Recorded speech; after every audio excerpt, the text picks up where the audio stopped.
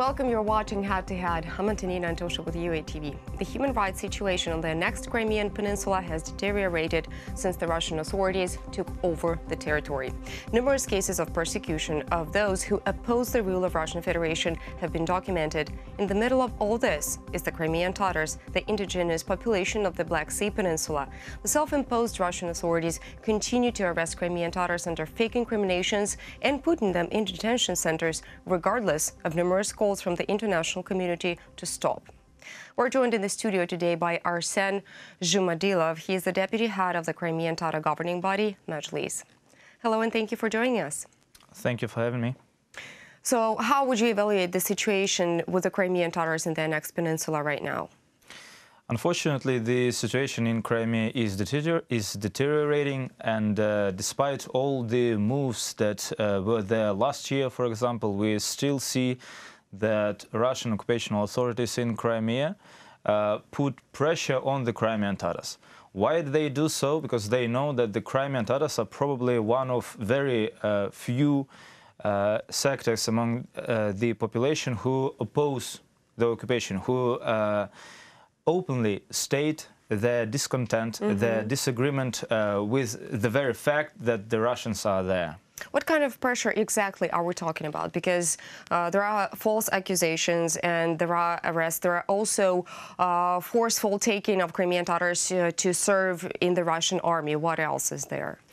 Well, I'd say it's a wide array of all the tools that they have probably inherited from the Soviet times, which is, first of all, they have expelled our leaders of the Crimean Tatar people, Mustafa Dzhemilev and Chubarov. You know, they're still in mainland Ukraine. They cannot go back to their motherland, which is Crimea. They have banned the Mejlis of the Crimean Tatar people, which is the representative body. So after they beheaded the Crimean Tatar national movement, what they did is that they proceeded to ordinary people who they see as an easy victim of you know, their pressure. Regime? Yes, of the regime. So what they do is that they conduct house searches. They put people on trial under, you know, falsified charges. Sometimes we hear reports that, you know, people get even tortured in you know, FSB jails. They do whatever in their fantasies they can do about the Crimean Tatars. We still see no progress in investigating of all the cases of the Crimean Tatars who were murdered or who were abducted. Who is investigating this? Which side? Russian or Ukrainian? Unfortunately, the Russians. And the Russians, they prefer to, you know, turn a blind eye on these things, saying that, you know, they do what they can do. But we all know, we in Ukraine, the rest of the world is very much aware that actually they were behind all these things. Of course, they will not be willing and ready to investigate the crimes. Expose themselves. So what we can do about all this? First of all, we as the Crimean Tatars, we are very, as you know, outspoken about all these things. Our leaders, Mustafa Dzhemilev, Chubarov, who are now joined by Umerov and Arsen Chyigoz, who are newly freed from Russian prisons, they actively participate in all the assemblies of UN, of the Council of Europe, European Parliament, etc. They openly state the Crimean Tatars' position about the occupation, that we do not accept it, that we are saying that it is illegal. They openly say that the human rights situation in Crimea is dire. And as a result, we've seen just recently, for example, last December, we saw UN General Assembly voting for the resolution on the human rights situation in the occupied Autonomous Republic of Crimea and Sevastopol. Do you feel any support from the Ukrainian government or from international community, for that matter? Let us try to split this in two. As for the Ukrainian government, of course, we've seen a dramatical change in 2014 when finally, the state of Ukraine realized that we were not the threat in Crimea, that the threat was the Russian influence there.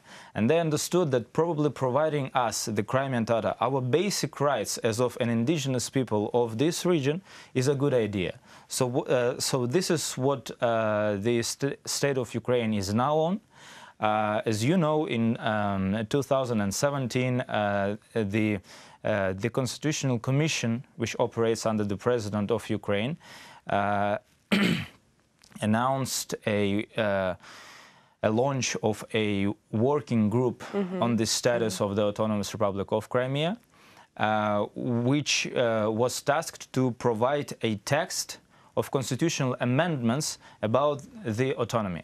So we will probably this year now, we will see a political process when the President of Ukraine will come to the parliament with these amendments, asking the parliament to vote for it.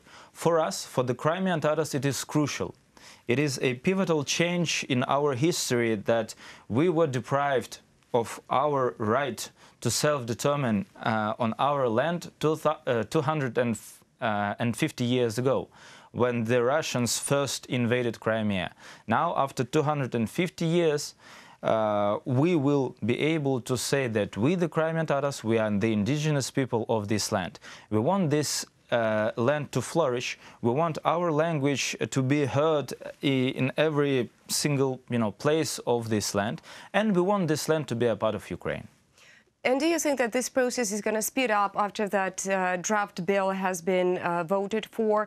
When we're talking about that, we don't have the bill which states that there is no anti-terrorist operation anymore, that we're in a war state with Russia, and Russia is an aggressor country? Well, I think it was a very good step finally made by the Ukrainian state to say clear-cut that we have a war, that the Russian Federation is an aggressor. Of course, this will not probably change suddenly the situation on the ground, but it will reinforce our position in international institutions.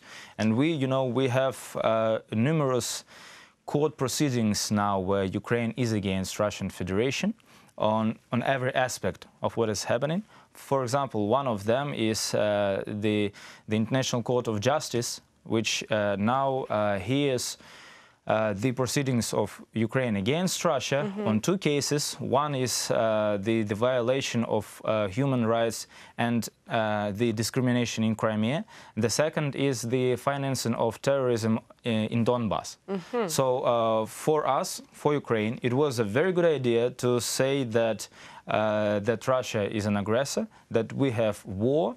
This will make our position a little bit more clear for the judges, who will now understand that it is all serious now, and the Ukrainians themselves take it seriously. Thank you so much for coming, and thank you for sharing this information with us. Thank you. That was Arsen Zhumadilov. He is the deputy head of the Crimean Tatar governing body, Mejlis. Thank you so much for watching, and goodbye.